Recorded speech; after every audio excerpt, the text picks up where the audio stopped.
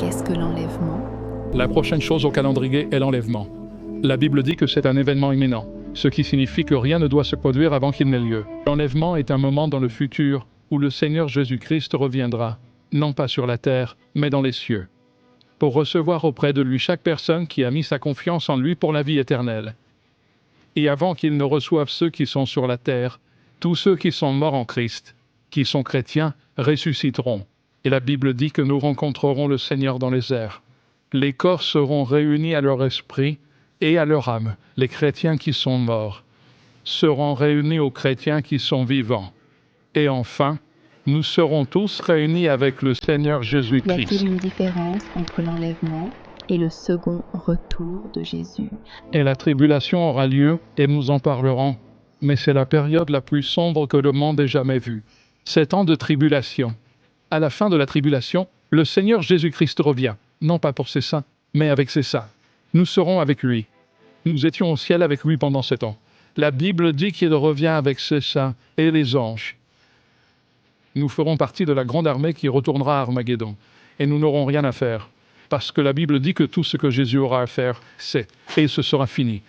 Il les détruira par le souffle de sa bouche, et nous serons tous vêtus de blanc. Nous ne serons que le public de Jésus à son retour. Y a-t-il une date arrêtée pour l'enlèvement? Nul ne connaît ni le jour ni l'heure. Écoutez ceci, les anges ne le savent pas, et quand Jésus était sur la terre, même lui ne le savait pas. Le Fils de Dieu ne savait pas, durant sa vie sur terre, quand il reviendrait. Mais il le sait maintenant. Assis auprès du Père, il sait quand cela arrivera. Et quand les gens écrivent des livres disant que cela va se produire en 1988 ou pendant le millénium, tout ce qu'ils font, c'est semer la confusion chez les gens. Et ensuite, ils tournent en dérision l'étude de la prophétie. Et je suis très sérieux sur le fait que nous ne devrions Qu'est-ce que le jamais faire cela. facteur Noé? Mais tout comme c'était au jour de Noé, ainsi en sera-t-il à l'avènement du Fils de l'homme.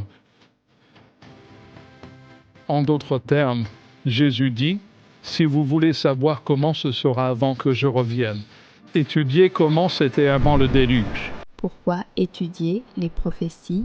Tant de gens que je connais disent que la prophétie n'a pas d'application pratique.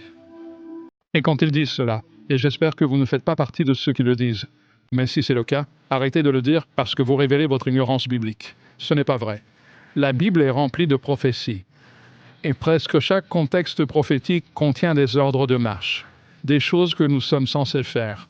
Par exemple, l'un des passages les plus célèbres se trouve dans Jean 14, où Jésus encourage ses disciples, et il dit que dans la maison de mon Père, il y a de nombreuses demeures.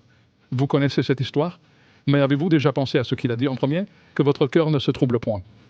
En d'autres termes, si vous savez ce que Dieu prépare, vous n'avez pas à être contrarié, ni à veiller la nuit en vous inquiétant du lendemain.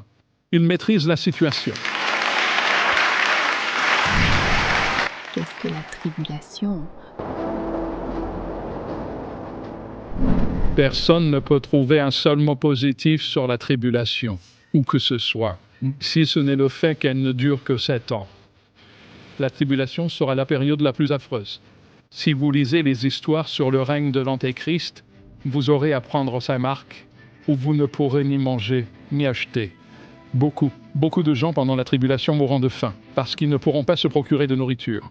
Vous ne pourrez pas manger, vous ne pourrez pas acheter. Vous ne pourrez pas faire de commerce. Et des centaines de milliers de chrétiens qui ne prendront pas la marque mourront de faim. Beaucoup d'entre eux seront martyrisés par la cruauté de la bête. Ce sera une période affreuse. Comment devrons-nous nous préparer pour l'enlèvement? Nous ne devons rien prévoir pour la chair. Cela signifie que nous ne devons nous laisser aucune possibilité de satisfaire nos désirs. Ne vous mettez pas dans des situations où vous serez tentés. Soyez impitoyable pour vous débarrasser des vieilles habitudes. Faites-le résolument, avec persévérance et définitivement. Ne planifiez pas le péché. Ne lui réservez aucun accueil. Ne lui offrez aucune occasion. Chassez le péché du seuil de votre maison. Il n'entrera pas dans votre maison. Amen.